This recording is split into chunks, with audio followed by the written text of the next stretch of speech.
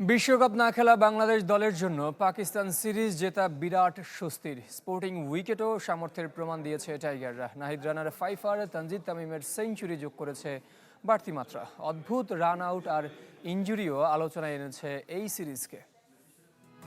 নগদ নিয়ে এলো হার না মানা হার অফার। সর্বনিম্ন 10,000 টাকা রেমিটেন্স নগদে পাঠালে থাকছে স্বর্ণের হার জেতার সুযোগ। টি-20 বিশ্বকাপ খেলতে না পেরে কোমায় চলে গিয়েছিলেন দুই ক্রিকেটার।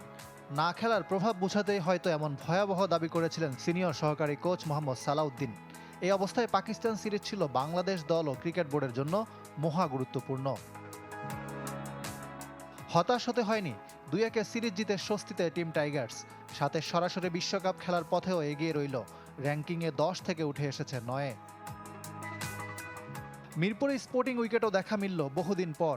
প্রমাণ হয়েছে স্পিন ট্র্যাক না বানিয়েও জিততে পারে বাংলাদেশ। পেসাররা দাপট দেখিয়েছে হোম অফ ক্রিকেটে।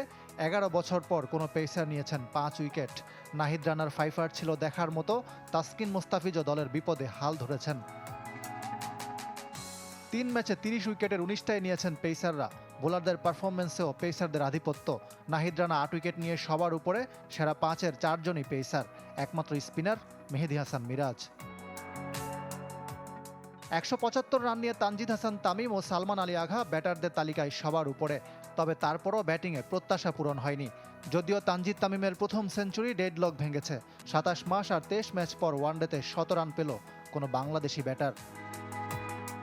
পারফরমেন্সের বাইরেও আলোচিত সিরিজ। সালমান আঘার রান আউটে ক্রিকেট বিশ্বে তোলপাড়। মিরাজ তাকে নিয়মের মধ্যে রান আউট করলেও স্পিরিট অফ ক্রিকেটের দোহাই দিয়ে টাইগারদের সমালোচনা করেছেন ভারত ও পাকিস্তানের সাবেকরা।